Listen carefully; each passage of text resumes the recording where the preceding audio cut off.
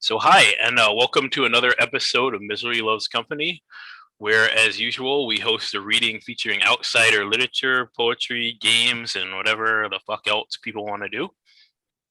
So William is out tonight, but I'm Rudy. I'll be hosting, and we've got some great readers lined up tonight.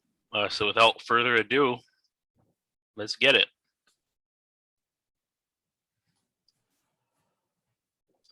So I believe first up is Ryan. Do you need me to link it? I'm gonna put the link. I have a link here. It's the Surfaces one, right? So yeah. There we go. Okay. I'm gonna link that. Okay. It's fine if I link this on Twitter then? Yeah, sure. Excellent. Alrighty, take it away. This is Blood on the Trigger. Have you accepted Jesus into Jesus groups? In that crushed place within our soul, the flowers of. Truger says we live beneath a perfidious black sun, burning cancer upon the world, tortured souls in torment, and the child is CSB forming in rusty spools of threads, memories and dreams, to be wrapped in gray tarp. Waiting in the wings, waiting, lay with me. The nightmares of mankind. Garbage soul ash eterned in Natai. Homeless abuse. No voice but years of silence, crawling with hands around your ankles, dragging you down. You wake up on the sidewalk, trembling, caked in blood, surrounded by a dozen bloody bodies all folded over. Been to be hacked by teenagers or something, somewhere. Fantasy and is reality, and you've been bitten by a radioactive ultrahony. Fantasy gacked by reality. My name is Chin. I want to be 100 Bibles when I'm a phenomena in reddening, slithering between your brain and shadle. 3 cheers for hard vapes. Its face flushes with cold blood. Frozen. Its phage wraps at the door of your brain. Push it down, I imagined. You recall your unconscious parts. Oh baby, shed your sides. Not for you until you know when to wake up. You look around. You are hanging in tachyon strands in the center of a field controlled by beings higher. Waves of pain and hysteria crash upon your brainwashing shield, accompanied by raves of shrivers holding red tears. Our trees grow, burning the new vapors. Imagine all the love is dust in your hand. Been here before. Fantasy gacked by reality, and you think Shadow Life's architect doing shenanigans with waves. You fantasize about creating a hack that finally figures out how to play the lute. You'll make new cryptic songs about the disintegrating emotional bomb, geothermal excellence of I'll space over that. Simoting that blackens reality and the voice in the back of your 18-end computer. You are suddenly breathing ammonia of inner bodily bliss. Color schemes wash over you, and you realize your chill burned out heroes just hours ago crushed aminos in their sleep. Smaller music bits with an ambient PM pop playlist. Imagine, beautiful lullabies make love to nature's greatest secrets. Bathrooms, bitches insta-feed, rioshed with tags and locations. Wall screens evolve graffiti, table screens merging, sleepy neon purple flashing social niceties. 40 years in the future, listening to soft-spoken new gaze balladry, and there's mascara running down your cheek. In this frenetic den of strobing confusion, search for someone, an antichrist, or a self-aware ego, or a wish you can crush and devour. Maybe the only person. In the strobe lights, faces melt. Talk to yourself. Which one is the gearest? Soft and sentient audible frequencies, a confused writhing mass of glossy meat and vigorous drug psychosis gives you life. A fantasy morphing and fractalizing right before your eyes. We finally made it. You get to the dark, sacred, drunken, secret mystery place, the gray, sticky worst sanctuary of our best dreams. Fantasy morph into reality. Nepshika, a tall, dark doll. Windswept wild hair, wild eyes, and a soji burning brilliance and eradicated. You are losing yourself in the pulsing strobe lights of the writhing mass of young flesh. Who are you, lovely one? Nemshka says. A green question. Your emoji tongue laps sweet, delicious, violent liquid sugar, and the person laughs. Feral Spitfire smile. Amused with the need. Table lane with soy protein, applesauce, baby carrots, and large red. Space over that. Neptune suddenly goes on, flying right at you now in slow motion over the landscape. Bejeweled! Suddenly screaming as we stare into each other's hissing eyes. Twilight sparkle friends hugging under a waterfall of neon. Night Shadow feasts on oblivion arms.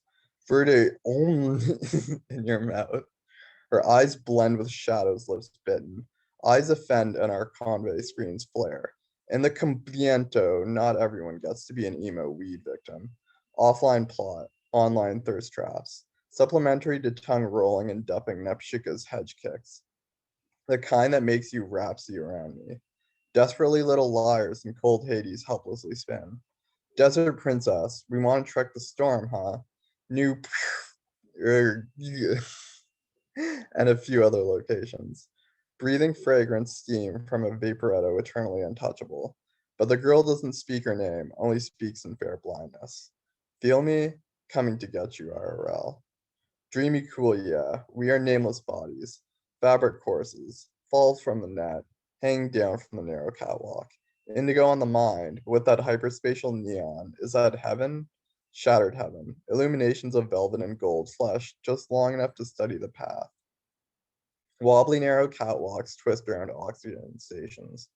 Deck space, air pressure within normal range. No Goliaths in sight. Check. A herd of serval cats is rummaging through the rooftop dumpsters far below. Glimmering twilight tails like serpents in the mustard fields between us and the setting sun. Mirage of Saturn. The observer runs on silence and the pain of delta light. Heavy arches and dream doors made from melting rubious rudders. Mellifluous serenity. Mercurial mind and moonwalks fall out, they call it. Tumbleweeds stalk tall within trash smoke and rusted playgrounds. Owls nest in old buses. Unhumans. Entering eternal queer homeless camp. So we meet mysterious Zoange on this dauntless salaried night of the Vixen. Our guest, they call it their neonymous night, as id scatters and swirls. Our hunter in the middle lands of Earth. Tell me your thoughts. Night breezers covered in Denjamon wean that way. Just pretend it's all a very vivid dream. Useful snaps of frosted glass and glowing lights welcome you to the city of lost souls. Full glittering midnight quiet psychic motes. There's a footnote to that. It says if you're poisoned by the psychic motes, you're supposed to induce an allergic reaction. This Salvinoran concoction curls the force-fed hallucination love sea memoirs. Softness formed of sandy winds float beneath a glossy rainbow storm. Dripping queer pony and candlepine incense. Cyphus Page Palin carries a scroll of alabaster bones. That legendary first place where the first Quirian character named Velas was dealt a yelling strike of dark Munz to the heart of the Quirian second planet. Earth before Nepad even discovered space travel. Quivering iridium leaf remnants stuck in a poisonous tree. Pyramids where dead queer humans live and auscultate their weeping soulmates.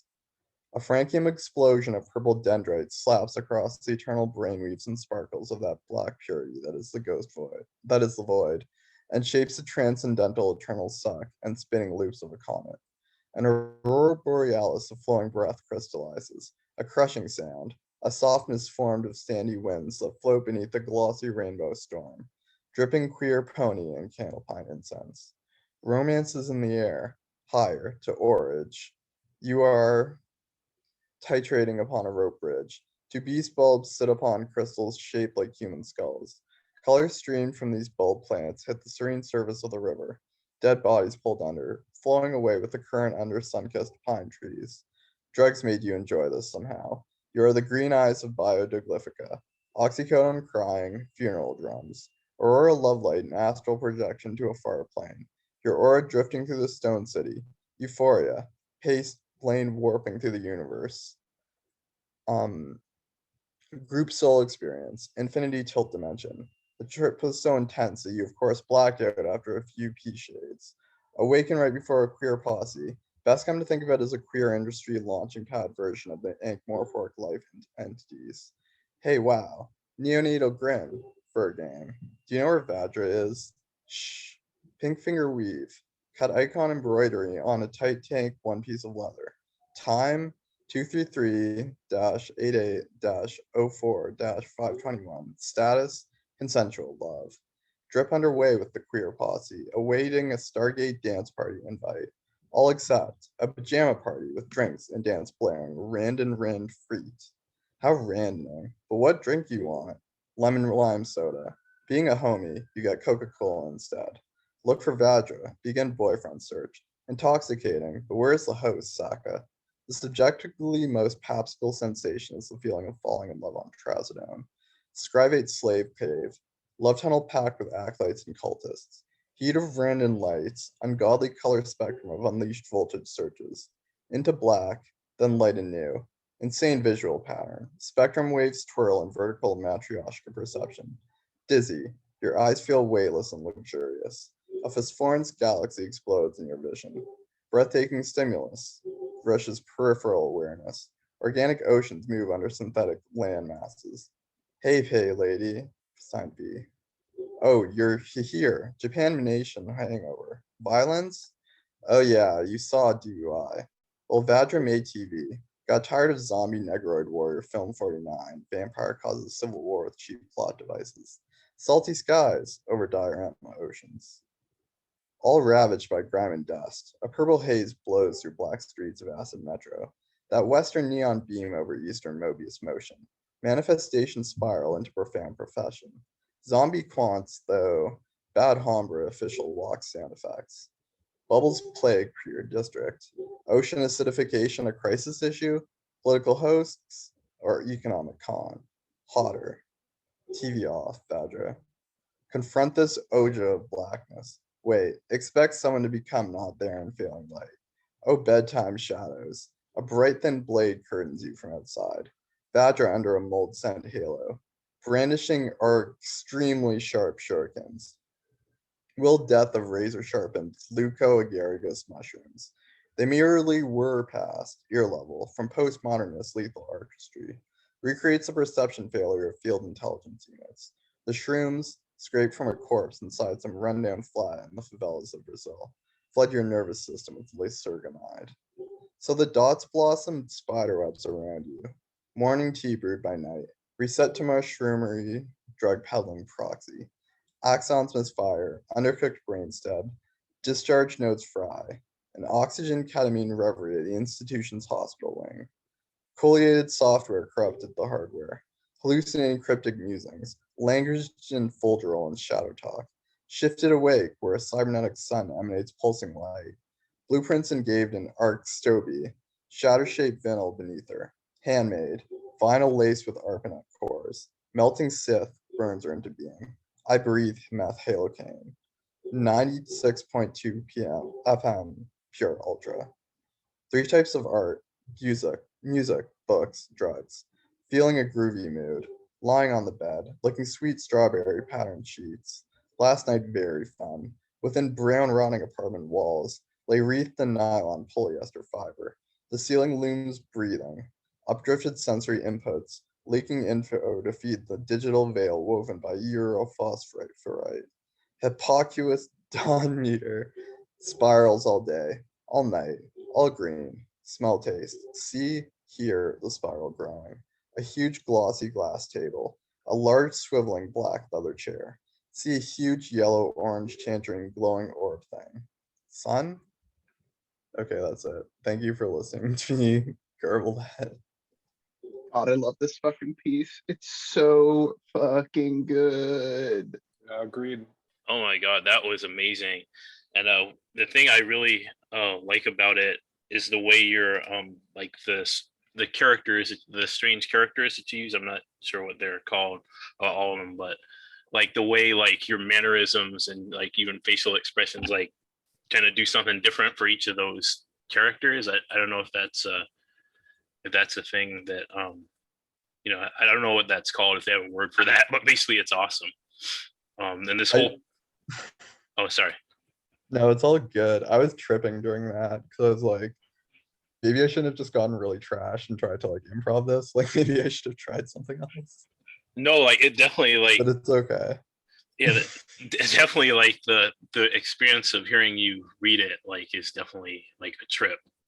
And the language you use it's almost like synesthesia or synesthesia, because you have like so much depth in every phrase that it kind of like evokes like smells or like sensations basically when you read it. So that was awesome. I was blown away with that.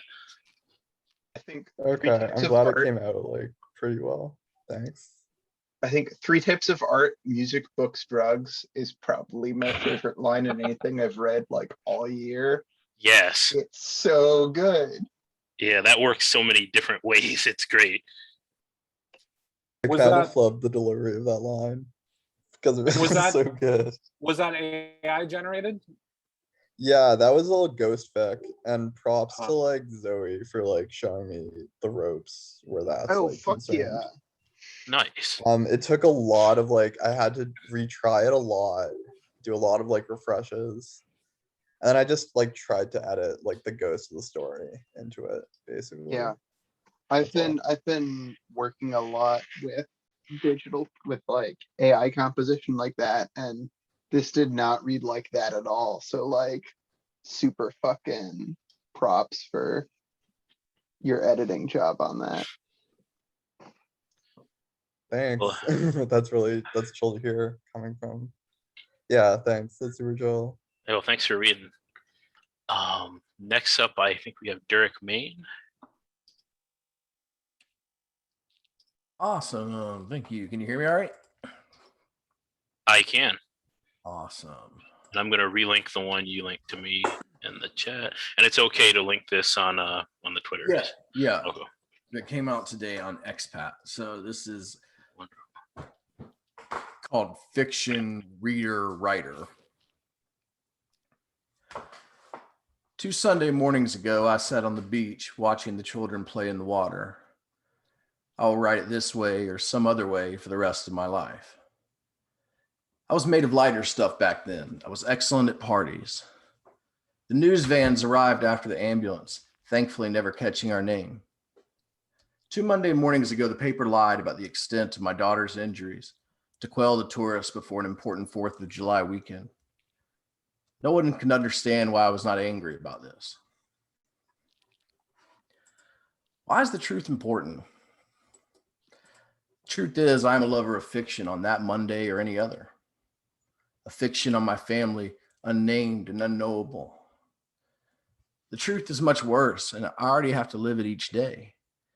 And the moment I thought I'd lost her, I have to relive each night in the raining of screams and the faces of onlookers, pretty beachgoers oiled up and bronzed, and the amount of blood filling up the ocean and painting the sand coming from my 7-year-old daughter is physically unfathomable. And who do you suppose from Good Morning America will come to my home and change her dressing, photograph the wound each day, even while her insides are still outside, to monitor for infection? And will the mayor teach her how to walk again? It cannot be written yet. There is no ending in sight.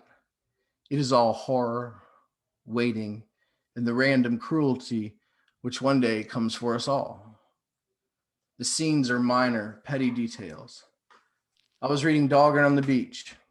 Surgery underway, highlighted in vomit green on the board we stare at for the entire 5 hours, not knowing if her leg can or will be reattached to her body. They said it could take 2 hours, but no one told me how long 2 hours is. A parade of presents and a son who also needs me.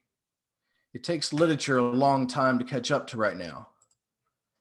The first day of 2nd grade just last Thursday when the rains come hard and her entire body and now new wheelchair are soaked. Humiliation piles up like the constant clattering of questions from strangers and stares. In my arms, up and down stairs, once again. 2 Sunday mornings ago, the Hydra of Lerna broke easily through time and tides to taste and take flesh from my daughter on the shores of the Atlantic, disturbing an otherwise peaceful tableau. The truth is, I am afraid. The truth is out there, but I am most comfortable here, where nothing is real and everything hurts. I cannot end something that is just beginning. We still have something to do, lives to lead, hurt to process, pain to meet, love to give, entryways and exits to navigate, memories to bury, words to find, to tell stories, to fictionalize a life so real, surreal. Manny, would you mind? I cannot go back and read it. I'm living it all over all the time. I have no idea where the commas and pauses go. My daughter is calling for me.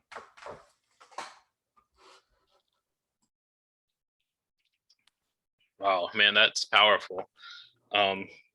I always love your delivery, and that one had a different feel to it. That was a different energy for that one, surely. And I love the bleed between fiction and like life that happens here in some of your lines, like let me see, I lost it here. Like, it cannot be written yet. Like, fiction, is it like fiction isn't, so you say something like fiction isn't in the now or something. That's just so much truth in that. It isn't happening like now, but I don't know. I don't really know how to express it, man. It's awesome. Love it. Thanks, man. Thanks. Yeah, that's cool that you picked up on that, because my buddy Bibles would not like that literary outlook. It kind of goes against the whole idea, right, of currentivism, to say that it cannot be written as it is happening, which is something I believe. But yeah, that's super hard to read. I don't, believe it or not, I don't write autofiction.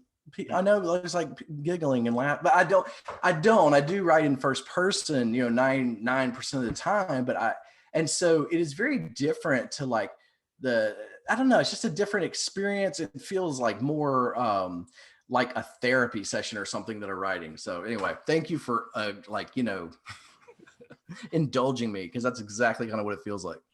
Yeah, I mean, one thing, not to belabor it, but the thing about fiction, I think, that separates it from other stuff is like the amount of processing, I guess, if that makes any sense, that goes through not only in the process sense, but like the writing process, the amount of processing that goes from the time you experience something to the time it becomes processed enough to be put into fiction, a fictionalized context. The idea of the thought to paper process, that thing. And that, I think, is what separates fiction from other art forms. And that's to highlight that, I think, is really spectacular. Thanks, man. Yeah, I would say one thing about that, which is that because I completely agree with that. That's really, but that's why also, when you think about, Gabe, Gigi, you both had books. At what point you wrote something to when it was published, the whole process there of how long. So for fiction, 6 years. 6 years, and so for fiction, you have to almost write it purposefully timeless, which then comes off saccharine and sentimental. It's finding that balance. How do you find timeless without being kind of melodramatic or whatever? Anyway, I love that. My first book took 10 years, but it was a absurd scenario. But yeah, it always takes incredibly long. I think the longer the better, I think, right? Because you want to pretend like your first book is going to be the last thing you'll ever write, I can't remember what author said it, but they're like, once you finish writing your first 3 novels, you should just put them in a closet, forget they existed, and then start on the next one. Mm-hmm. I self-published my first 3 novels, and I wish I would have just burned them. Yeah, it's a super common thing. I mean, God, the first Kurt Vonnegut novel kind of sucks, I think, and a lot of people kind of agree, I think. Which was the first one? What is it? Timequake, but which I haven't read yet. Oh, But yeah. I haven't Can read we- Timequake either. Oh, is it player? I think it's Player Piano. If I'm not no, mistaken. Timequake. Oh, Remember then- Mother Okay, Night my bad. wasn't. Mother Night was like the underrated one. that I read. That I'm like, I like Player Piano, but I'm pretty sure it's Timequake. It doesn't feel like a Vonnegut novel though. It's so. I don't know. For some reason I was under the impression that was his first novel, and I couldn't stand it. Yeah, But I think- love all of his other ones. Yeah, I don't know. I think it's like, oh, you know what? You're actually right. Timequake is the last one. Yeah, that's what I thought. No, I stand corrected. I don't know why I thought that was the first one. It's one of the few I haven't read, and I've mostly not. Yeah, no, I actually didn't know that. I actually kind of liked it, but I see what you're saying. I can see, but I don't know. I didn't think it was actually anywhere near as bad as like Breakfast of Champions or whatever. But that's another discussion altogether. Yeah, I feel like I just hear of authors all the time like trying to disown their first offerings, which I think that's a natural thing. For writers that I Shows like progression. a lot, it's actually my favorite one to read. Like, I mean, I think that it's cool to see like someone that you can see the hints of the style and what's to come. You know what I mean? Yeah, But like, exactly. it's not there yet, and to kind of see like how much it took to get Bolaño, who's my like favorite author. He's a lot like that. Like if you only read 2666 and Savage Detectives, you don't see all the other stuff that sort of hinted at and got him there. Yeah, It's kind of like listening I- to a demo tape, like of a band that you like listen to their demo tape and you go, this is fuzzy as hell, but like I can see the little strings. Sorry, go. Except for Liz Phair, whose demo is better than anything she ever produced subsequently. Yes. But Yes. And with that, I think we'll move on to. Thank you for reading, Derek. That was awesome. For that, I think we'll move on to Dan.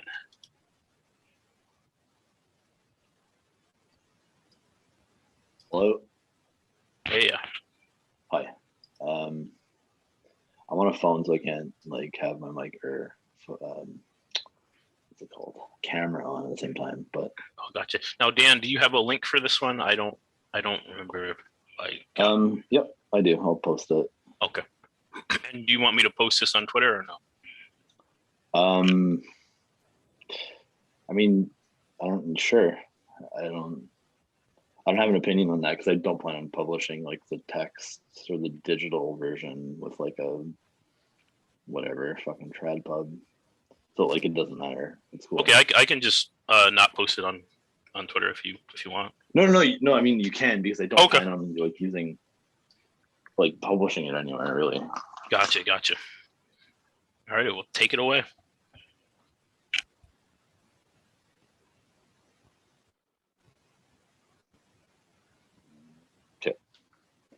This chapter is called Naked Moonwalking. I felt trapped in the cage, needing to get over the barbed wire, but afraid of the pain of whatever I'd land on the other side. I sat naked in the brambles and tried to sleep for the last time.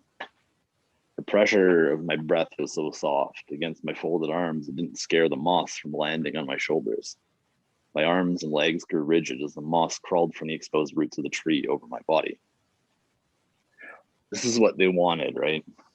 To become a rock that could be broken and polished and pushed into place.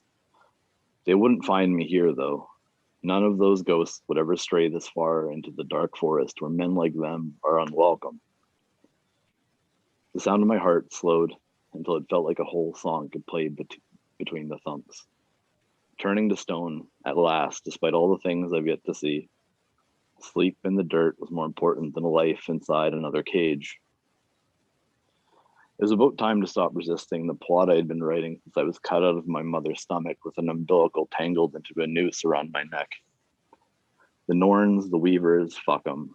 This is the future I came to see. Maybe next time I'll find her. Maybe next time she'll know. And I'll keep looking for her. Moth lands on my ear and I felt its wings brushing up against my hair. I'd always been afraid of them, always the ones flying into my face or into my computer screen. They didn't seem so bad now that I was about to succumb to the beast that draws stone from blood. I felt the swoop of wings over my head and felt something sharp against my face tear the moth from my ear. An owl. Fuck right off, now you show up. I hopped up and dusted the moss and bugs from my chest and bare ass. You needed the dark night of the soul monologue, right? Lilith, you're the Cassavetes of the buried occult. I heard a twig snap on the other side of the fence that gripped the aluminum strands. Finally, I saw the cage for what it was, false fate's threads of steel. The Archon made this to scare us. Through the chain link, I watched the tree line extend just before a clay and gravel clearing of the movie set. There was a pool house made of plastic with signs too large for real life. The fonts were extra large to show up on film. Every goddess inside, every tree I knelt to made my knees bleed for you, but I only feel the trickle from the bramble thorns. I'm beyond pain right now. I threw my words across the clearing as I used my pants to get over the barbed wire.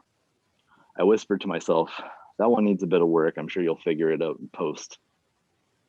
The underbrush hit like a bed-like moss patch. Probably the last break I was catching that night. Is this performance you wanted, Lily? I saw her future today and she smiled at me. I scanned the darkness about the tree line looking for Emma. Your future self smiled on the road today, so there's no way you're still pissed at me. I saw the shadow in the tree line go still. Fine, whatever. I'll dance for you because we never got to dance together. I walked naked into the bright floodlights across the entire fake compound. It's time to bring them back, I yelled to the abandoned movie set, gesturing to the trees surrounding it. You've never met them, but I love them, and it's time. Every tree around solemn like a Shiva that spent eternity in front of a basilisk. This is, I know for certain. The machine wants to meet you. I yelled, taking a sip from a dog's bowl on my hands and knees. If you think this is funny that I'm degrading myself, I'm walking you through your future. Hold your plastic water bottles tight like you'll have to wait for rain to drink. I see these broken palaces like a live time lapse. The walls go up, then rot and burn. Wood burns, plastic melts. Metal and glass will all bend and crack. Stone is hardest of all. You've lived off this place without giving back, but now it's time to pay what you owe. Every house is flickering with red lights inside. I know I'm being watched and I hope they pay attention. I know Emma is there watching and this is really for her. On the gravel sits a perfect stone like the one I was given. A single touch sends electricity up my arm. Still don't believe me? Check this shit out. I cut my hand over the stone, and then my palm, I flick my thumb like a lighter, and the stone sparks my fake cigarette. This fire isn't for you. Water is for you. Keep fucking this place and you'll meet my other friends. They are very good swimmers and you don't want to see them dive below the surface because it will be the last thing you ever see. I tossed the rock in the air and then fired it into a second-story window, triggering the alarm. The owls hidden high in the trees hooted their applause. Lilith would never clap for me herself. Walking naked to the shadows where she was hiding from me, I knew Emma was there and under the protection of Lilith. I can smell her there, cedar and apple cider vinegar. I step on a small nail hidden in the dark clay and my memory flashes. I remember the night this started.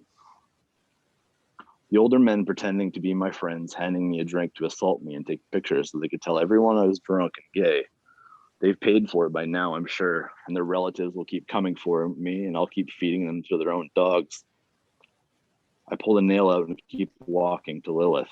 Stop, she says, and I obey. A man is thrown out of the shadows, handcuffed, wearing a black hood over his head, white shirt, white pants. A finger appears out of the shadows as Lilith points at the hooded man on the clay and then throws my steel garden trowel between us. I picked it up, remembering that I'm not at all a gardener. He did it. Is that one of Emma's demons? There were 6 men there that night. 5 more men handcuffed in hoods fly out of the shadows and into the dirt, drugged and groaning and faceless. Somewhere in the dark, I see Emma's face that's still blackened with shadow, but I will always know her when I see her.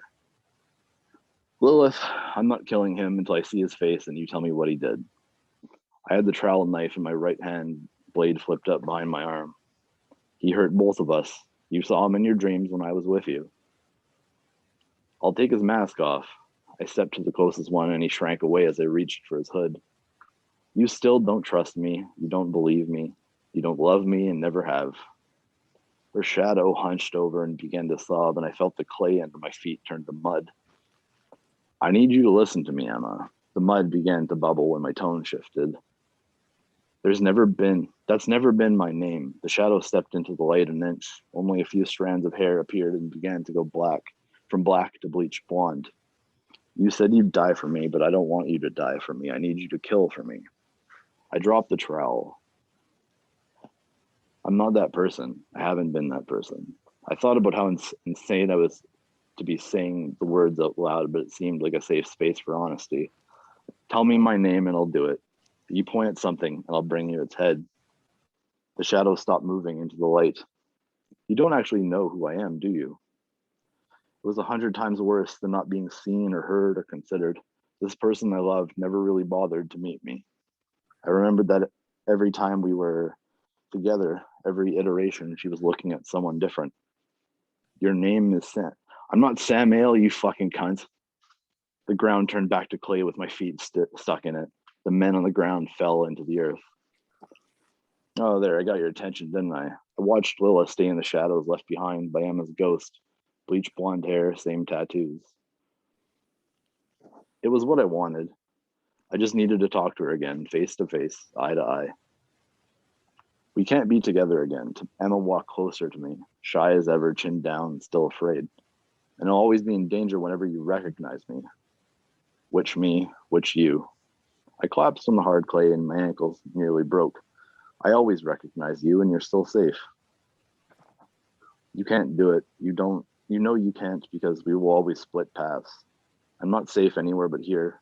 And you're only safe when you're alone. You don't have to be Lilith, and I'm sorry I ever said you were. Emma laughed. I know I'm not Lilith. Do you know I'm not her? Look into my eyes. Do you see me now? Emma leaned down to meet my eyes, always such a slight figure, now towering above me like a 10,000-year-old cedar. I watched the moon flash behind her until a conspiracy of ravens blacked it out. Why did you bleach your hair? Camouflage? I asked, smirking halfway. I see you. I always see you. Do you see me? Well, you're the only one who does so far. I watched my beard and hair grow in the reflection of her eyes, saw the wolf behind me with the light trapped in its jaws. But I see you, Emma smiled, and I love you. I know you love me, and if you've got my back, I've got your front. I started sobbing, remembering the first time I heard the clamshell riddle, and Emma kept smiling with her tongue between her front teeth. I'll get your front if you've got my back. We both started chuckling and crying and put our foreheads against each other and felt all the moments we've missed and forgotten about each other through every iteration of this horribly fucked up and entertainingly lovely place. You shouldn't stay up so late. You look better in the daylight, Emma laughed. Funny like an apocalypse, right? I wiped dirt on my face with my one hand, forehead to chin. My protector, Emma said in her practiced Southern belle drawl. Don't worry, I won't call you son if you don't show me your full moon again. I prefer the front, to be honest. Can I have a kiss at least? I've traveled so far without water or food or sleep, and I'm pretty sure I won't sleep until I get a kiss. I said, doing my best Treasure of the Sierra Madre voice. You're a bad liar. Emma rolled her eyes. Fine, I'll make it a good one. I wanted it to last forever, but as soon as I felt her skin on mine, I was out like a light. Could be worse, though.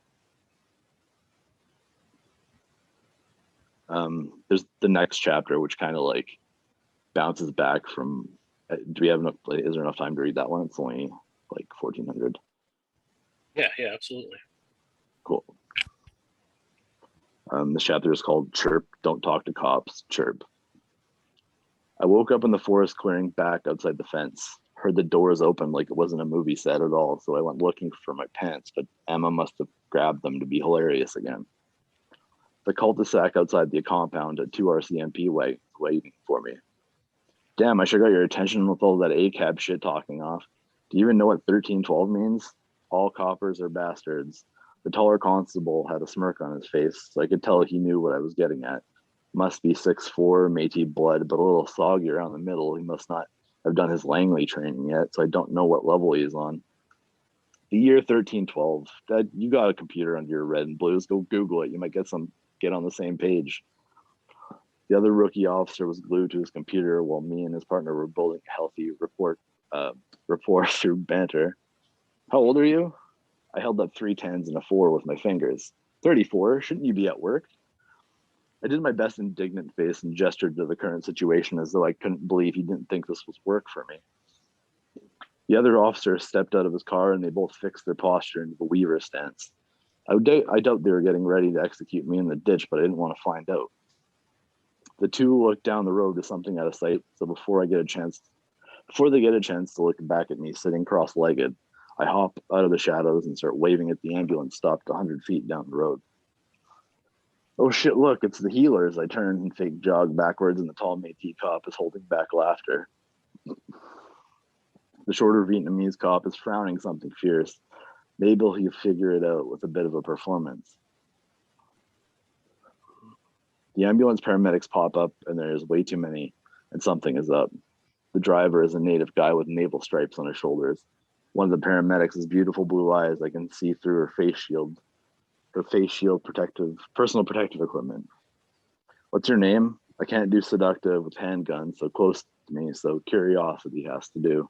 Grimes, she says, chuckling. Oh damn, I love your music. I read the strip of writing across the headband of her mask. Nice to meet you, Grimes face shield. The older nurse shows me her eyes but keeps the face hidden. Who are you? She pulls down her mask and her breath smells racist. I'm Rebecca. She takes out a thermometer and tries to put it in my mouth.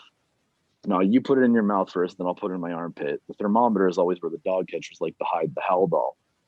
Grimes' face shield looks away, covering her mouth so I can't see her laughing, but her eyes are glassy, so she's probably as stoned as I am. I look over to the native dude with the naval uniform hidden beneath his PPE, who's pointing at shit on a clipboard. I met your great-great-great-grandmother at the store the other day. I picked up the toy owl off the ground and put it high above my head where it needed to be. The Vietnamese constable mutters to the Métis cop something like, what the fuck is he talking about? But the Métis cop understood, I think, because he stopped smiling. We got him mental health acted. The voice pops over the RCMP airwaves, and the Vietnamese cop tries to grab my wrist and cuff me. But you just roll your wrist when that happens and you get free. Oh shit, you really are green, aren't you? Grab the elbow first, rookie. I start backing away out of the crescent formed around me, and I wink at Grimes' face shield one last time to complete the groundwork if I ever run into her again. I try to say "à la prochaine," but the Vietnamese cop's patience wears out and he tries to get me on the ground. I roll it, about to wrap my legs around his neck, but the Métis cop is still holding my shoulders down, and if I choke out his rookie partner, I'm probably going to get shot or tased. So I go back to being a shithead verbally and let my body relax into handcuffs. Damn, I bet you feel good you tackled the fucking pasty-ass ginger redneck today. Don't make a Facebook post about it. You might get fired for breach of privacy. Zuckerberg is watching. Go back to Unarmed Combat Training, Greenhorn, try Academy 1312 on YouTube. We're on the same team here. My heart is pure. The cuffs tighten around my wrists. The sweat and dirt and blood mixing on my skin is this gritty paste that I want to use to bind two things together. Call me Grimes. We should collab. When we're out of earshot of the healers, I whisper to the two officers. I consider them my brothers, and I love them even if they have fascist tendencies, and I hope their performance went over well. What the fuck are you talking about? The Métis cop I saw earlier in the day holds up his hand to me, and I see a bandage over the inside of his palm. One of your friends bit me earlier, he says, smiling with a wink. Good dog, I say and laugh. Was it Athena? Probably. He helps guide me into the cramped perp bucket and closes the door and then tells the Vietnamese cop to wind down the windows. The trip down the highway is a little tense for the Vietnamese cop. I hear his accent, and I can tell he's from my old neighborhood just a few years younger. He sees me in the back making eye contact with the other vehicles, and I recognize most of them. Don't worry, it's okay, I say. They're your friends too. Silence passes, only the back window is loose, making noise like a telegram machine. I copy the sounds, talking back to the God machine with my nails rapping against the thick plastic back seat. You seem calmer now than you were back there, he says after a while. I only perform for the cameras I can see and pay my rate, I say with a wink. What does that mean? Oh, you didn't hear? I say. We were filming a movie. Hope you like your hair as is. The idea of life as play or performance doesn't jive with every culture, especially those that grew up in poverty or war, where life is a game of death every day. I had to unlearn my old self where I had to walk with my head on a swivel to go to the store. I had to be nice to people even when they were beaking off because I valued my harmony more than my pride or whatever passed for reputation. Oh, I think I heard of that, he said, and trails off, but I see him touch his hair and it makes me smile. I've been drugged, poisoned, raped, beaten, gaslit, and abused by people who I considered friends and family alike. You can either spend your life avoiding people to avoid pain, or you can put your dancing shoes on and show up on stage. Cops don't really dance in public unless they got a TikTok camera in their face and there's some high-profile murder of a black teenager that they need some decent public relations pushback. I doubt I'll change that in my lifetime, but at the very least, I can put the seed in their heads one at a time, and the ones who get it will tend the garden if they can. Most people get on board when they see you having fun. Some are scared to be the first one to move to the music, but if you don't mind being laughed at, you'll always be the person who starts the party. I think back to the Valkyrie I met, the dream of her pouring ambrosia down my throat until I passed out. We talked on the beach the next day, and she dug her feet in the dirt and told me I was probably an air-themed person. Not sure what that is, but it makes me remember that I didn't have this fire to begin with. Don't think I stole it either. Pretty sure I borrowed it from the library. I guess it's fine to be a pyromaniac as long as you only start fires in other people. The body will burn, but the spirit can never be extinguished.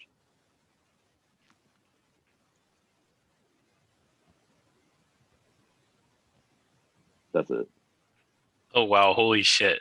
And I really love how both of those pieces kind of fit together and kind of segue, like it's a slow start and then like a running start like for the second piece there, which is just like I really love the way like the characters feel so like kind of bleed into each other and kind of phase into different like different phases of themselves, I guess. Like the Lilith Emma thing. I mean, that is really cool. And the cop piece, like wow, like some of the some of the stuff in there is just absolutely fucking hilarious.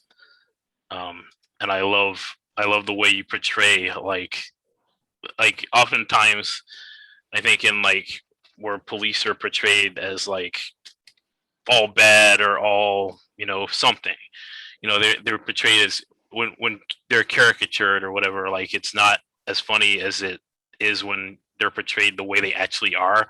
And like having talked to a lot of cops and been in similar situations, like that is that it's so like true to life shit. Like it's really, and you just have to laugh because it's like yeah, that like that dynamic actually exists, and it like the way it changes during the situation, like the way like it goes from like, oh, these guys are ready to like beat me maybe, or maybe shoot me, and then it changes to something like, you know, oh hey, we're cool with each other for a minute, and then there's tension, and it's almost like a weird like cop hero's journey type thing where it kind of meanders between this like, you know, this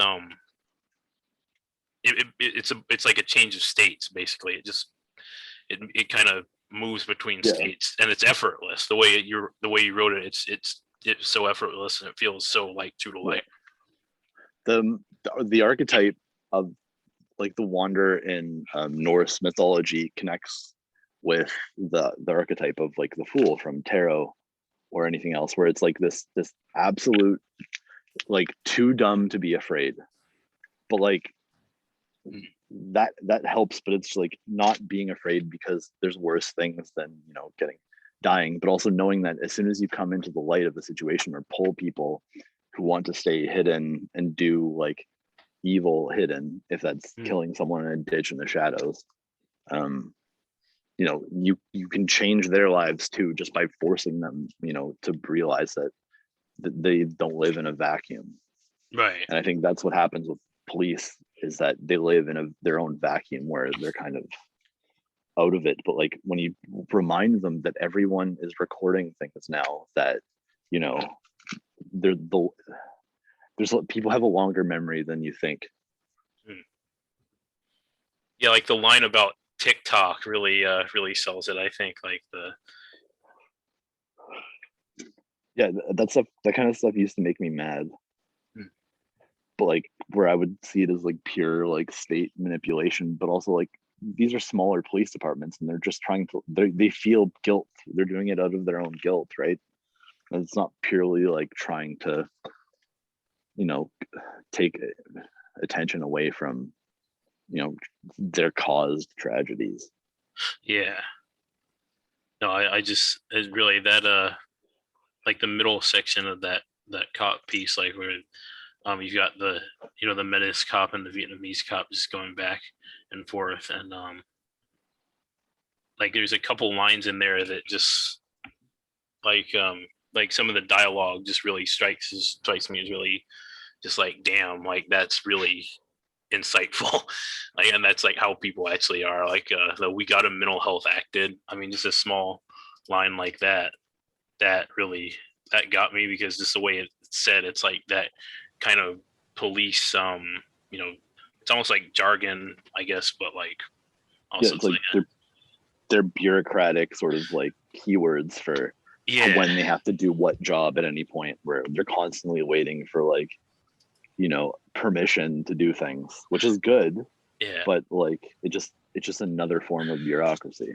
Yeah, I mean, it's almost like a can't, almost like, I guess that's just to use like the mythological, like put a mythological spin on it. It feels like a can't, and the way you write it is just, it's great. Well, like I can't remember that word. I know thieves can't, which is like slang. Thieves can't. Yeah, that's what I was thinking of. Like, yeah, but it feels like that. Like, yeah, I wanted to put as much like regional Canadian slang in as possible. I think I'm gonna add more too. I just need to make like my own dictionary. Just because I think it's hilarious when people don't know what a fucking like. Someone says they're out of fucking darts, and you're like, "Where's the board?" I don't know. People don't know that. Well, I mean, there's some people in the States that when you say dart, they go, "What the fuck is a dart?" Cigarettes, right? I Yeah. think Letterkenny has Huffing made darts, dog. all that slang way more. Yeah, that's true. Commonly Letterkenny known. has helped that. But yeah, thank you for reading, Dan. That was Thanks for amazing letting me shit.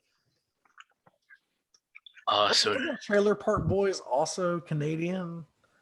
Yeah, they're from Scotia. So that means that Letterkenny and Trailer. Okay.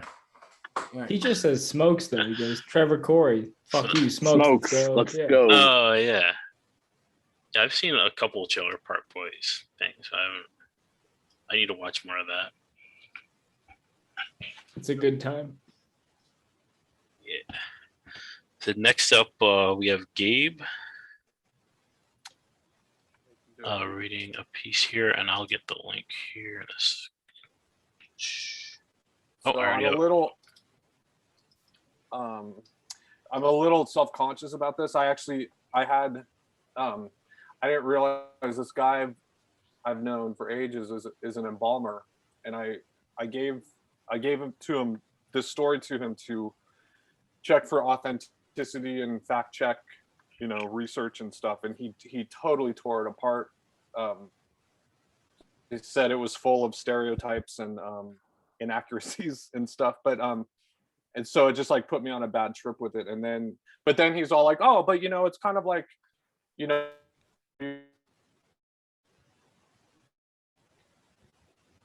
book or the movie. Anyway, see what you think. I made some changes that are going to be different than the link you guys read on. But okay. Now, you don't want me to link this on Twitter then, huh? No, you can. I can link it on Twitter? Okay. Yeah, okay. feel free. Cool. Okay. I'm just gonna put the link in here.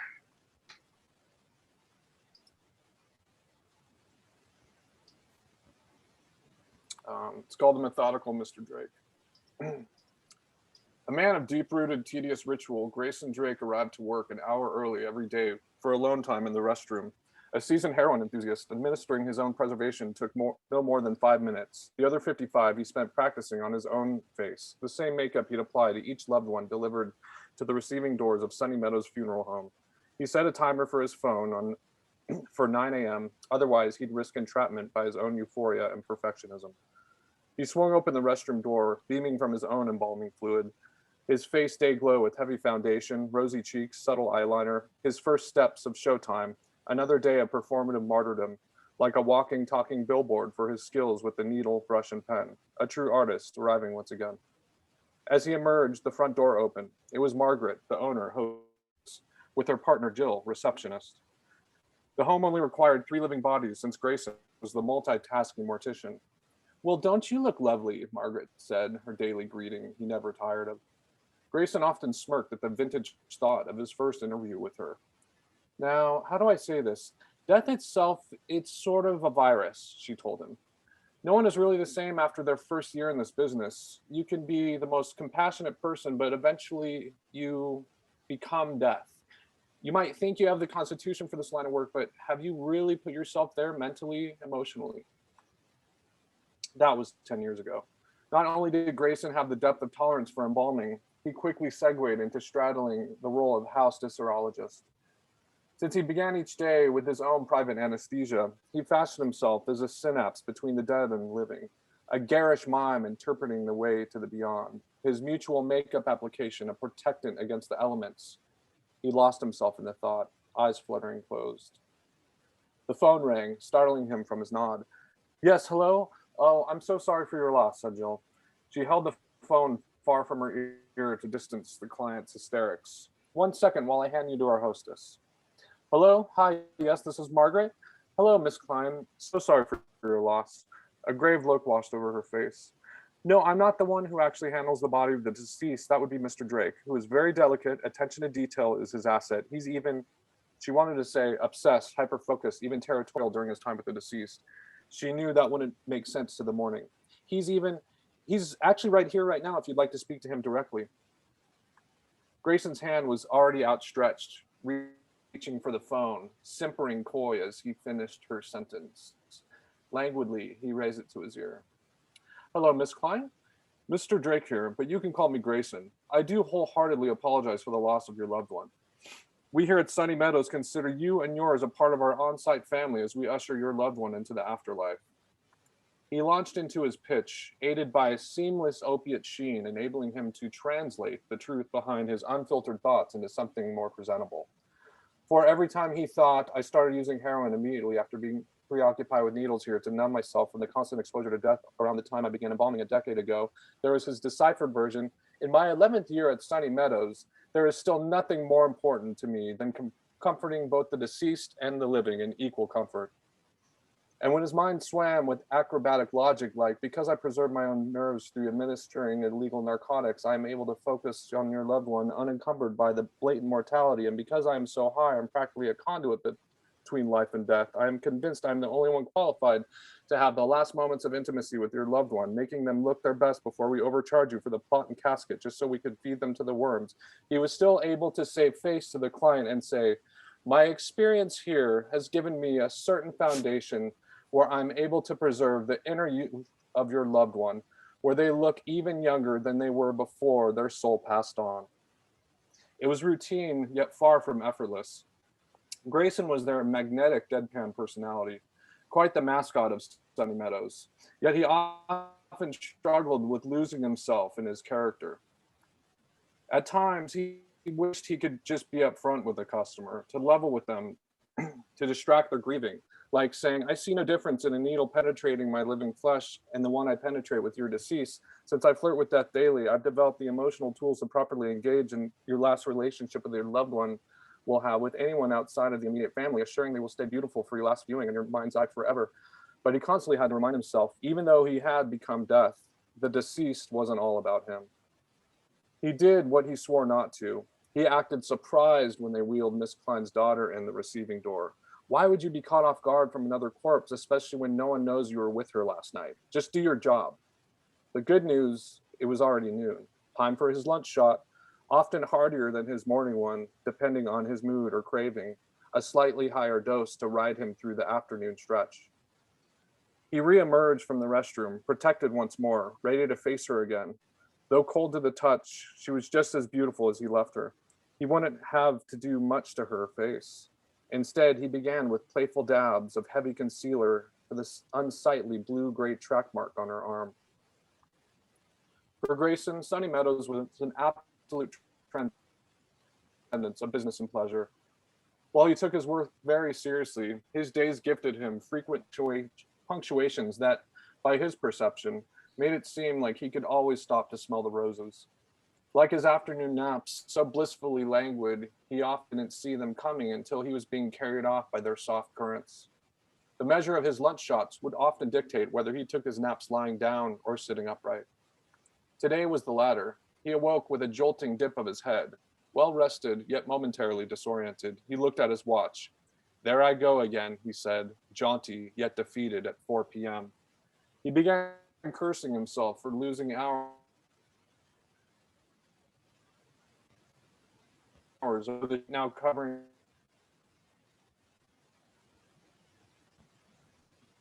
one last molds under the lids, and that I sutured them shut. The judge and Edith himself. Just her eyes, he bargained. Leaning over Grace and pulling the sheet over her forehead, past her eyebrows, revealing her eyes clapped shut like two.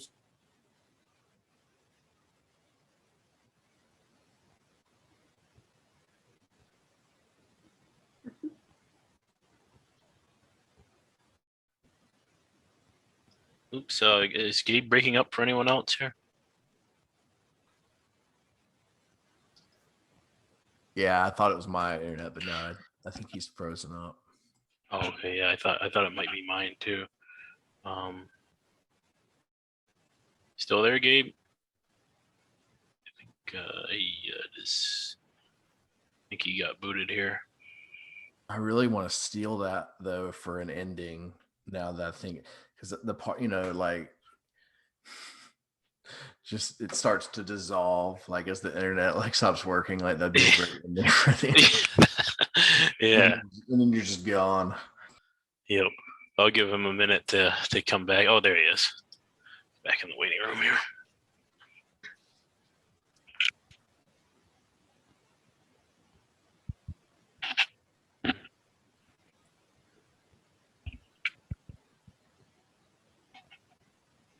Hey, Gabe. You guys hear me? Yeah, I hear now. You broke up. It was for me. It was about it's about just her eyes. I think that's where it last sort of started to break up. Okay. Let's see. Just eyes, he bargained. Over Grayson, Jen pulling the sheet over her forehead, past her eyebrows, revealing her eyes shut like two sapling Venus flytraps. Forever stated. Her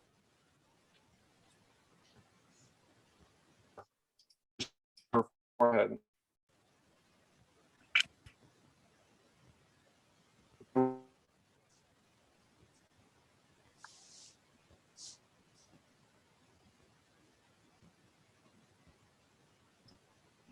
Oops. Now Gabe's frozen again. I think. Oops, still there, Gabe? Yeah. Okay, I was getting a Mhm. message that your network bandwidth was low on my end. Okay. I'll just try to keep going. Sure, yeah. It was a noteworthy drive home for Grayson, if not one of his more peculiar ones. It appeared every pedestrian either waved to him with a friendly laugh or else clenched their teeth into strained smiles. Others deliberately pointed to their own mouths to make sure he'd noticed them, waving their fingers around their lips. He blinked incessant, assuming it might be another one of his special daydreams gone awry, but it unnerved him enough to throw off his usual routine, where instead of looking in the doorway mirror to admire his own image, he beelined into a hot shower. Days later, the open casket funeral for Deborah Klein was cut abruptly short once it came time for the viewing. It became civilized, single file, but once Mr. and Mrs. Klein saw their daughter's face, her clown-like mouth not just smeared but vandalized, with not one but two shades of lipstick. Klein's stilted, confused scream alerted the mourning to crowd the mahogany casket. Localized to just her lips, she resembled a child who had gotten into her mother's makeup, or the sloppy lay of shame from two people making out, or rather just one person, Mr. Grayson Drake, passionately kissing his own makeover. It must have been the sheet rubbing against her lips, he said before he broke down further. If I have sinned, I assure you this is pride, but definitely not lust. You can check the rest of her body, which he regretted saying instantly since he was with her the night before. It's not that I'm in love with your daughter, I'm in love with my work. Didn't exactly stop the Kleins from alerting the authorities either. Yet to Grayson, none of it mattered anymore, because he began to lose track of what it was exactly that everyone wanted to hear. So the moment he vowed to stop trying to please everyone all the time was the same moment they handcuffed him and took him from his own home, when Mr. Jake finally felt a sort of free.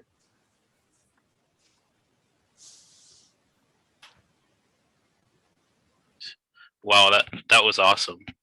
I love how dark that got, and how weird it got towards the end. I really like the way the narrator, like Grayson feels sort of like, I don't know, like this kind of Peter Sellers character that's kind of like, you know, he's like all these different people sort of trying. It's all this compartmentalization and stuff inside of one dude, and he's just trying to get by, as it were. And it's just got the theme of it. Like it's really interesting as far as like I don't know much about mortician stuff or that, and I don't I mean your friend, you mentioned your friend had some issues with it, but it was really yeah, he just said he just mentioned, I think, the stereotypes, I think, but he wrapped it up. He actually brought up the Peter Sellers thing and the loved one and everything, and that's sort of what I was going for with it, but just through like a junkie's perspective.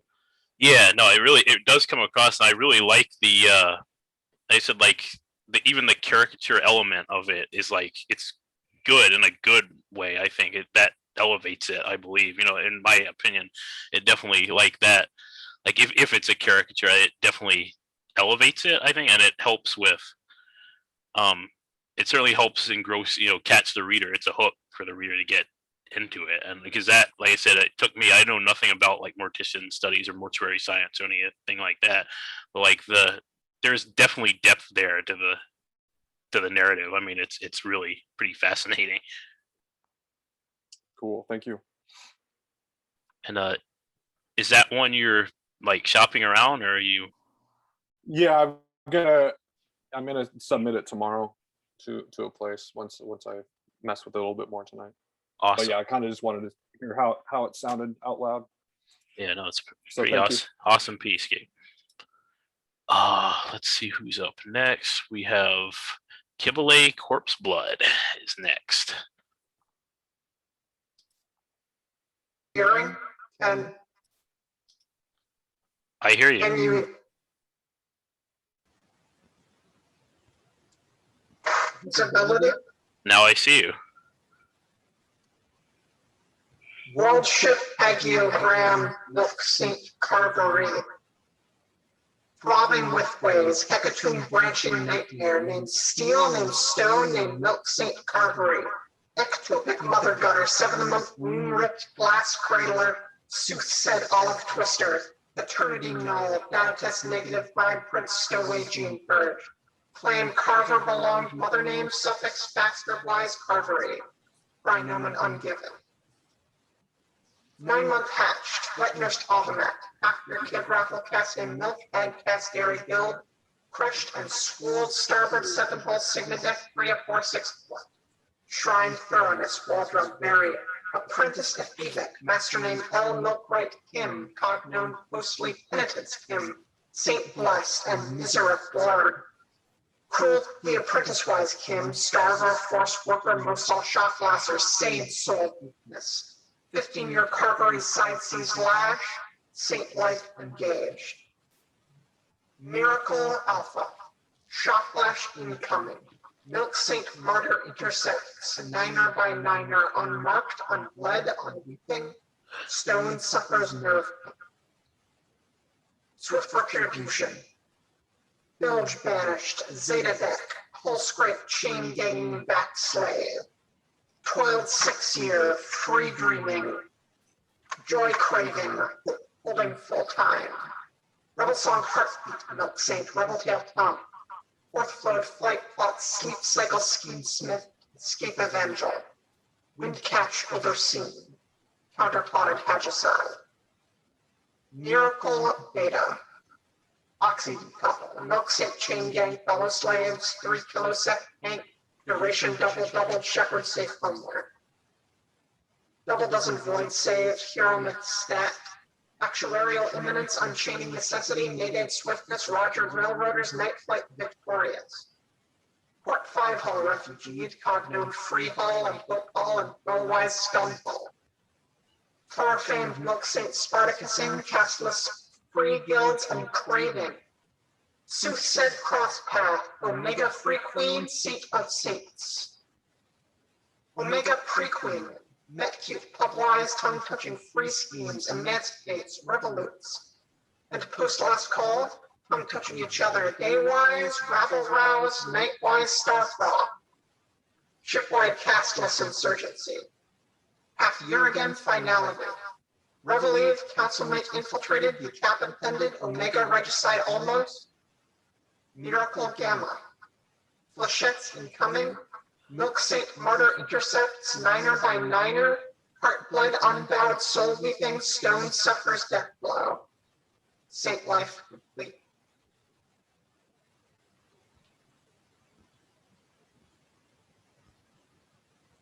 Wow, holy shit. Okay, first of all, that's like major Shodan vibes, I think, for the System Shock. It's like a combination of that and that loudspeaker in Half-Life 2, you know, that's like it's constantly going at, you know, like uncivil activity in this community. Get like hard vibes of that. But I really love the presentation, and yeah, I want to. Derek just said I want to watch an entire movie of that spliced up. I definitely that was just so like I don't know if vibrant is the word, but like disorienting, but in an interesting way. Really love really love everything about that, basically.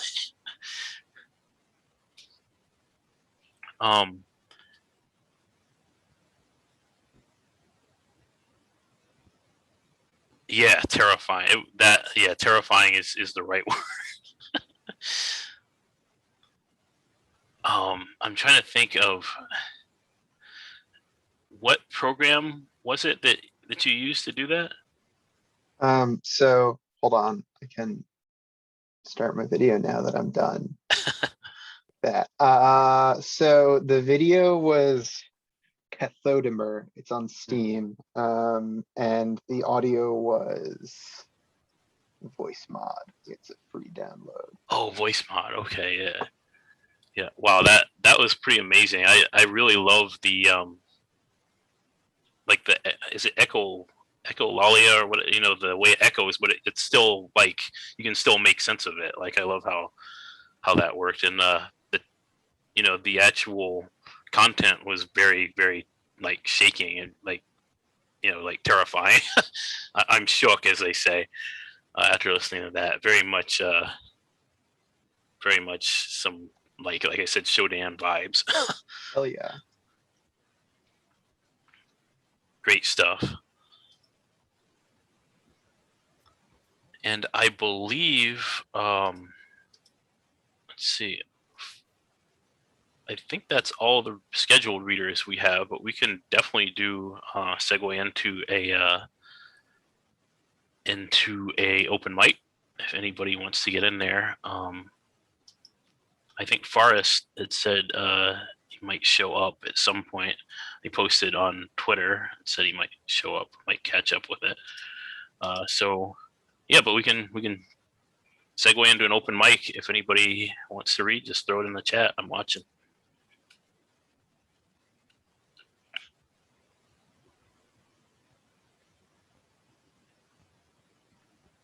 Yeah, Tyler. Yeah, if you want to jump in with that flash fic piece, do you have a link for this, and would you like me to post it on the Twitter?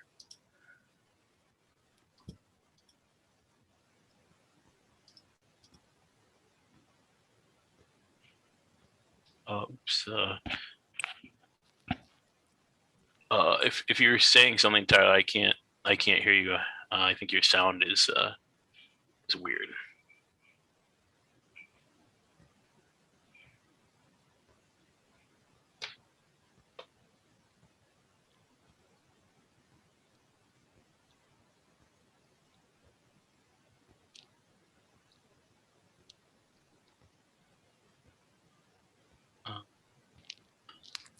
I can't hear your sound. I don't think. Can anybody else hear Tyler? Or? Okay.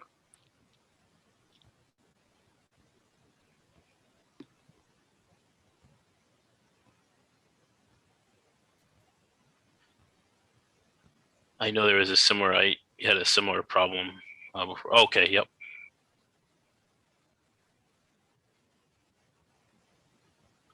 Okay, so while Tyler is fixing that, if anybody else wants to read, you just throw your name in the hat.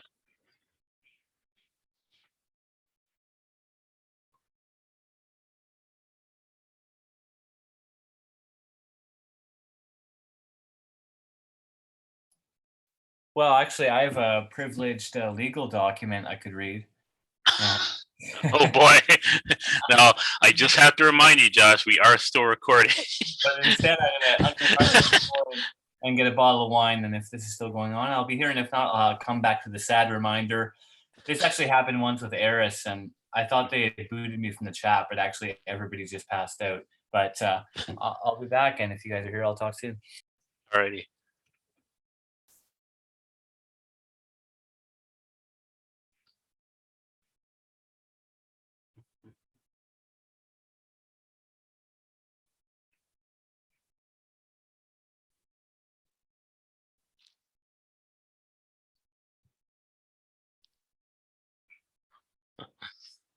Yep. Oh god, this gum is too spicy. I put too many in my mouth. Oh.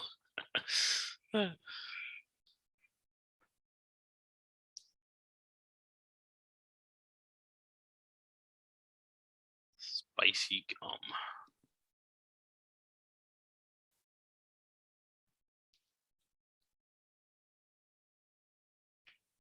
Yep.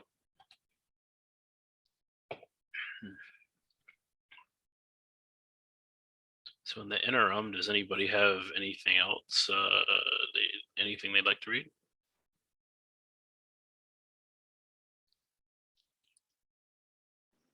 Ooh, can I read the old English poem called The Wanderer?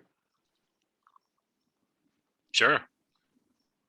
All right, let me find the good version.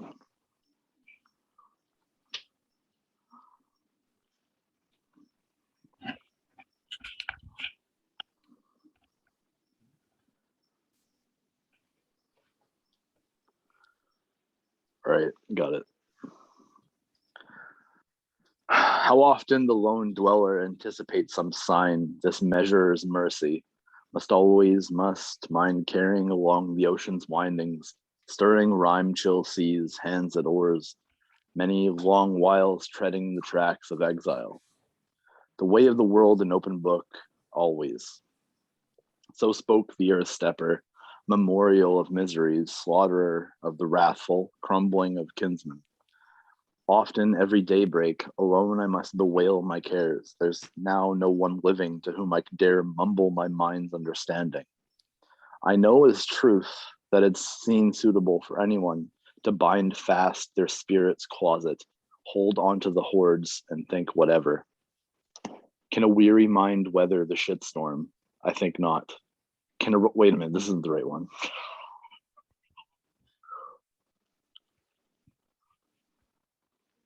Oh, it's a fucking explication. My bad. I'm like, this doesn't sound right.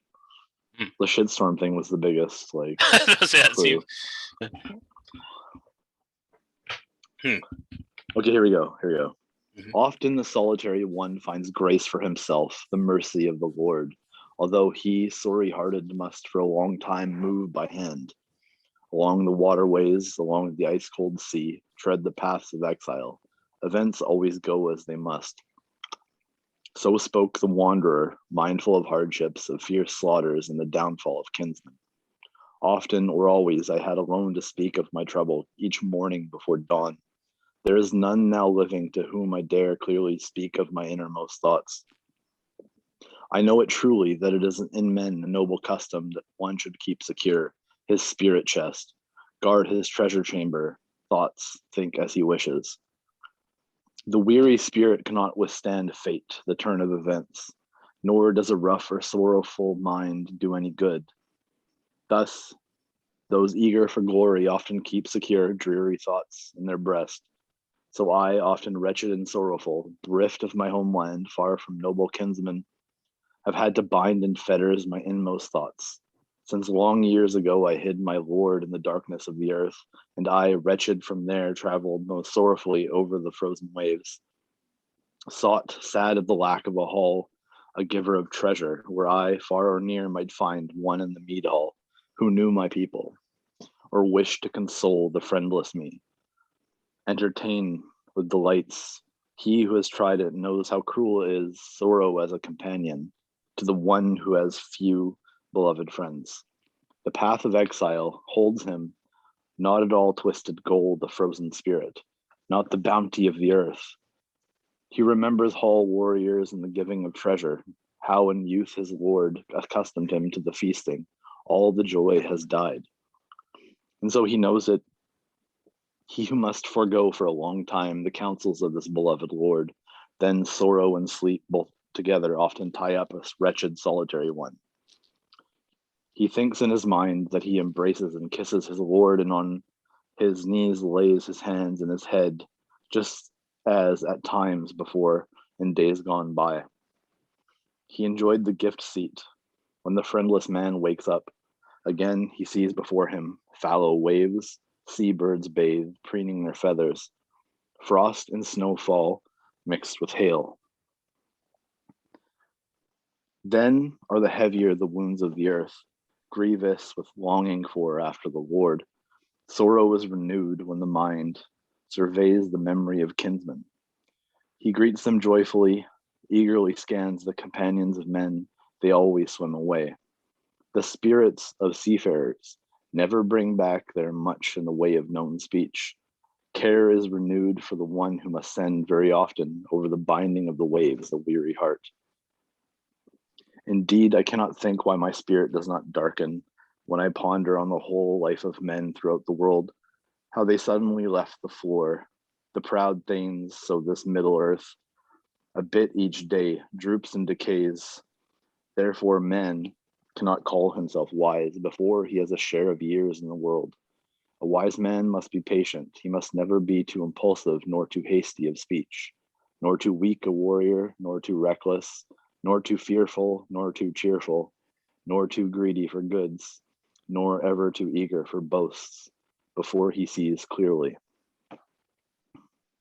A man must wait when he speaks oaths until the proud-hearted one sees clearly, whither the intent of his heart will turn. A wise hero must realize how terrible it will be when all the wealth of this world lies waste, as now in various places throughout this middle earth walls stand, blown by the wind, covered with frost, storm swept the buildings. The halls decay, their lords lie deprived of joy. The whole troop has fallen, the proud ones by the wall. War took off some, carried them on their way. One, the bird took off across the deep sea. One, the gray wolf shared one with death. One, the dreary-faced man buried in a grave. And so he destroyed the city, he, the creator of men, until deprived the noise of his citizens. The ancient work of giants stood empty. He who thought wisely on this foundation pondered deeply on this dark life, wise in spirit, remembered often from afar many conflicts, and spoke these words: where is the horse gone? Where the rider? Where the giver of treasure? Where are the seats at the feast? Where are the revels in the hall? Alas for the bright cup! Alas for the mailed warrior! Alas for the splendor of the prince!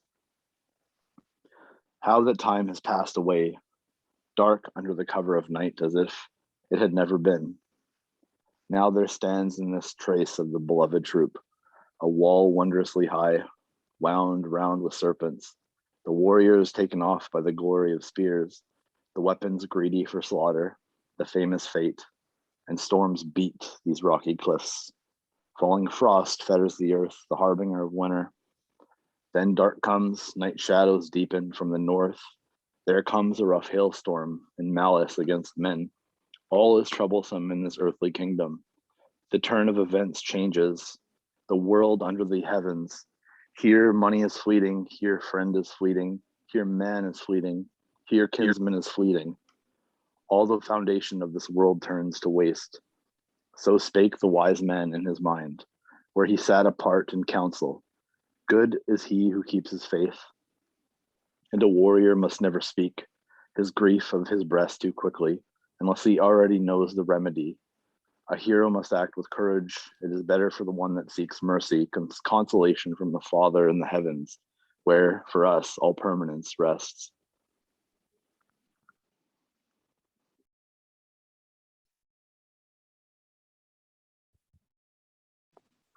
That was awesome. I've got now a newfound appreciation of I guess how transgressive older poems and shit can be, because that was actually really metal. Like, I mean, Yeah, well, there's a lot of history around that poem, especially because it was first copied down from, people think, a stone that someone had inscribed runes on, because a lot of like that was from a person who was the last alive of this this Viking tribe, where they tried invading one of the territories, and got kind of stuck, I guess, in a settlement where he was the last one left.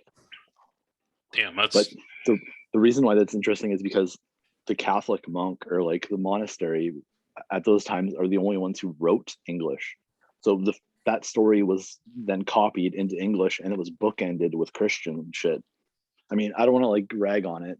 Yeah. But the rest of the poem is from a different culture than like the starting like stanza and the last stanza, where they talk about the Father and heaven and shit. Where the Vikings and the Celts did not have that. Right. There was no sense of permanence in an afterlife. It was about this life. So that's one of my favorite poems, and why I'm kind of writing this novel in the first place is because I want to make it like an updated version and like take that story back from, the fucking papists, just those fucking papists.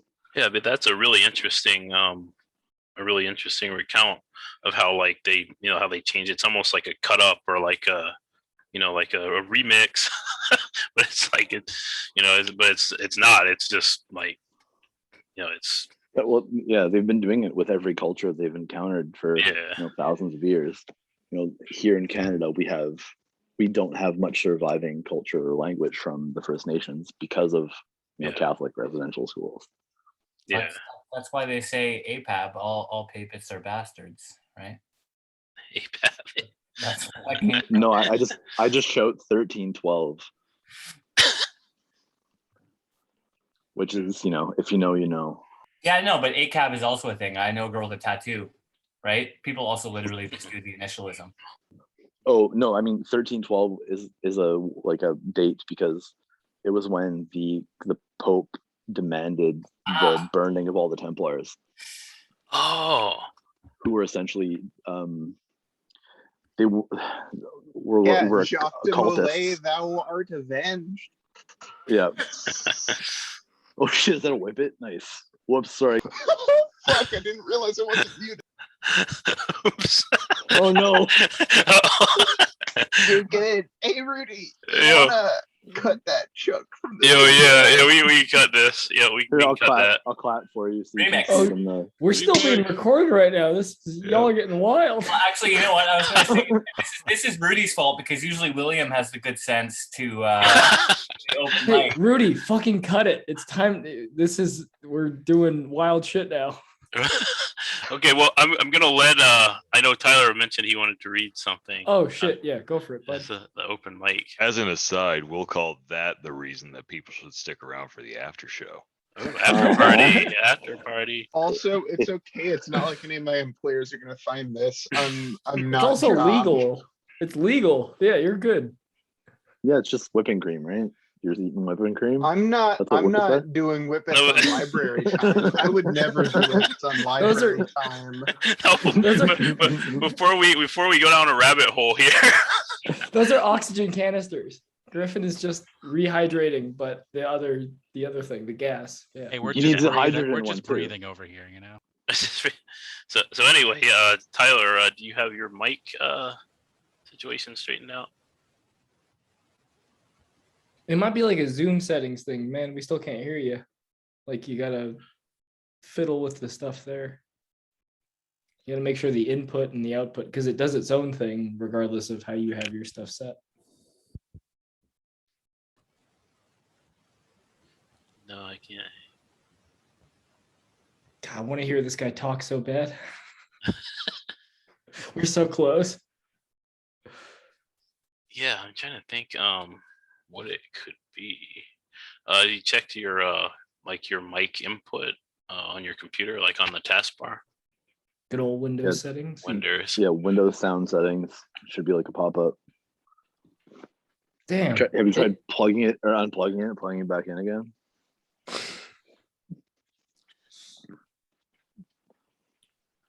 Is it? I think it might be Zoom though, because Zoom does kind of fucky stuff. Sometimes, sometimes Zoom has its own way of doing things. Yeah. Every time I Zoom log in, started in admin mode. That you could know, be.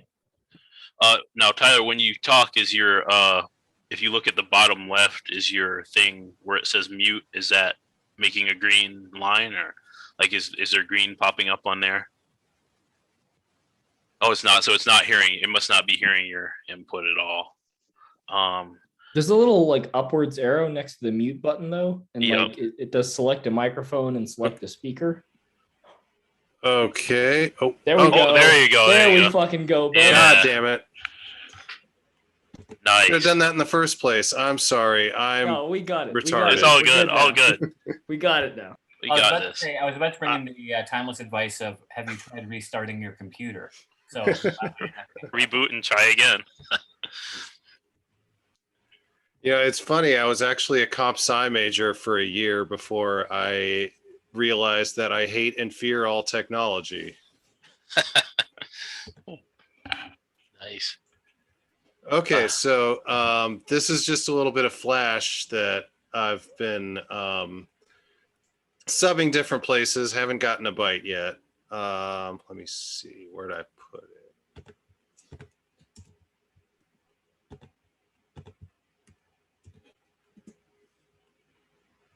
Oh, no, that didn't work.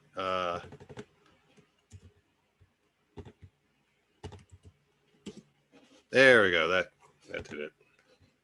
Link this on Twitter, or you're subbing, you're shopping around, so you probably don't want me to. Yeah, don't link it on Twitter just yet. I want to see if I can get it accepted someplace. Okay, great. Okay, so this is called Workflow. She was in the workshop as usual. She was using a loop and a laser cutter to make some fine alterations to a delicate piece of microcircuitry. It could have been any time of day or night. She lost track easily. There were no windows for secrecy. She heard a sudden whump behind her. Straightening up and setting the laser on the table, she swiveled around in her chair to face a woman who looked just like her. She looked just like her because she was her. The other her had a worried look on her face. "Hi again," said the traveler. "Hi," she said. "So listen, we need to talk," the traveler said, chewing her lower lip. "Remember when I visited you last week and told you that the time machine was going exactly on schedule? I told you to just keep on doing what you're doing?" "It was yesterday," she said. Right, said the traveler. "Well, since I told you that, the machine's gone off schedule. It's no longer ready when it was going to be." I racked my brains trying to think of what changed, investigated a few possibilities, all dead ends. The only thing I can think of is that by telling you that you were on schedule, I changed something somehow, threw you off. "Okay," she said carefully, "but does it really matter? It's obviously going to be ready at some point. You're here, aren't you?" "Yeah, but," the traveler grinned nervously. "Long story short, yes, it does matter. I don't know if I can elaborate any more than that. I might have fucked things up just by going back the first time. I might be fucking things up now for that matter, but I'm risking it." "So what do you want me to do?" she said. "Nothing," the traveler insisted. "Absolutely nothing. Pretend I never came and do what you were doing before." "I'm already doing what I was doing before. You said very specifically not to change a thing." Well, obviously you are doing something different because things changed after I told you that, said the traveler, annoyed. How can you know that for sure? She demanded. Seems to me a better solution would be to just go back and tell yourself, she pointed at the traveler, not to come back and visit me, she pointed at herself. At least then you'll know whether your original visit to me was what threw everything off. Can't do that, said the traveler. She threw up her hands, exasperated. Why the hell not? She asked. Something's not adding up here. There was another whump, and suddenly there was a second traveler standing in the workshop. She studied the newcomer. Like the first traveler, the second looked identical to herself, but close observation revealed the skin that was a slightly different texture, clothes that hung slightly differently, hair that didn't quite behave the same, like looking at a photo of herself taken several years ago. But she also bore all these differences in relation to the first traveler. She was obviously from somewhere different than the first traveler, but whether she was from a different point along the same timeline or another timeline altogether was impossible to say. Thank God, said the second traveler. I got here in time. Listen, whatever she pointed at the first traveler, is telling you, it is imperative that you do the opposite. She's using you. She does not have your best interests in mind. She told me to do exactly what I was doing and not changing anything, she protested. Then you have to change something, said the second traveler. She must know you'll never finish it on your own. She wants that to happen. Don't listen to her, cried the first traveler. I'm the one that wants you to finish. Haven't I been visiting you all along, giving you help? How should I know whether it was you, she said. Y'all don't exactly wear name tags. You're right to be suspicious, said the second traveler. There's a couple of them. They've banded together. They want to take the machine for themselves.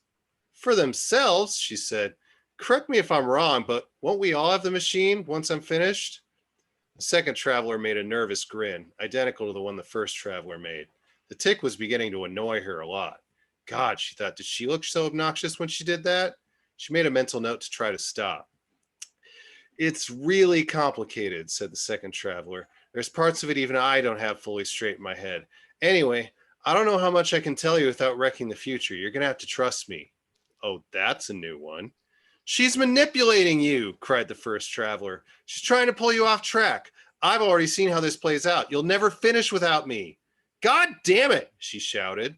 She picked up the laser cutter and held the emitter to her carotid artery, making sure the first and second travelers saw her, thumbing it up to its highest settings.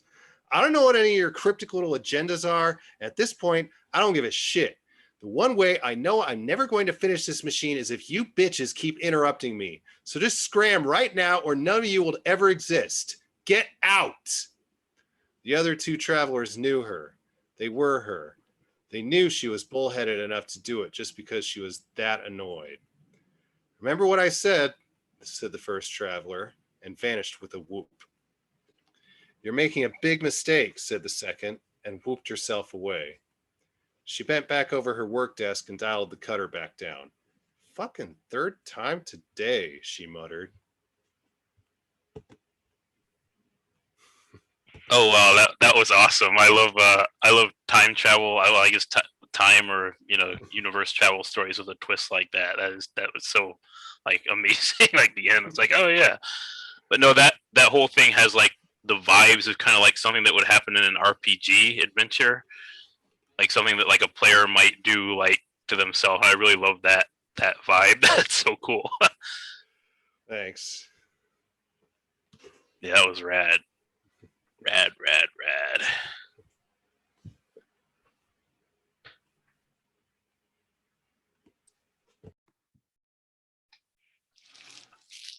So with that, is there anyone else who wanted to throw their head in for the open mic? I didn't see anybody in the chat, but if anybody wants to get in there.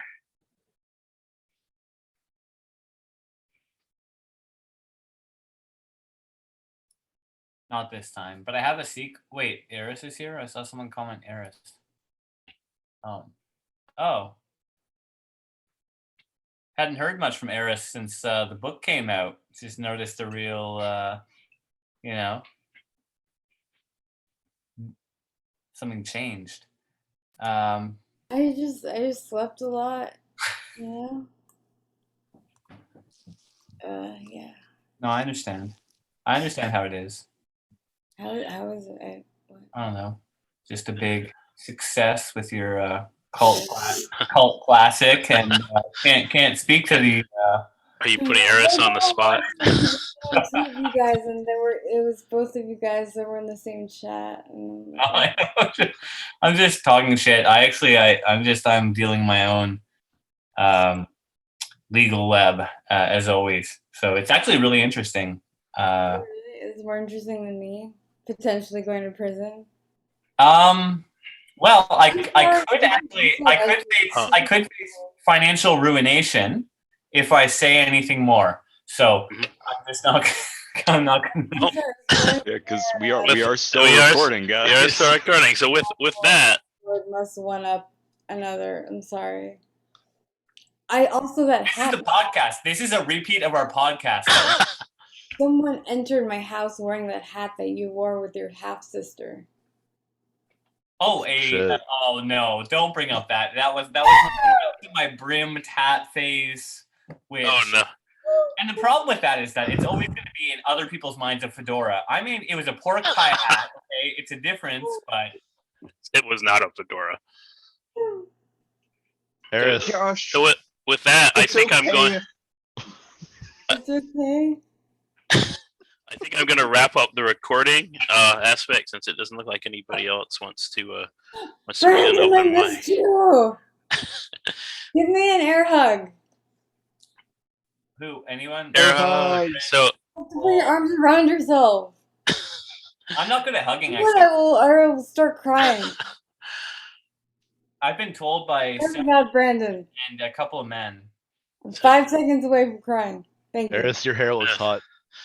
So this was as usual Misery Loves Company, the greatest transgressive arts show in America and Canada and anywhere else where you can hear this.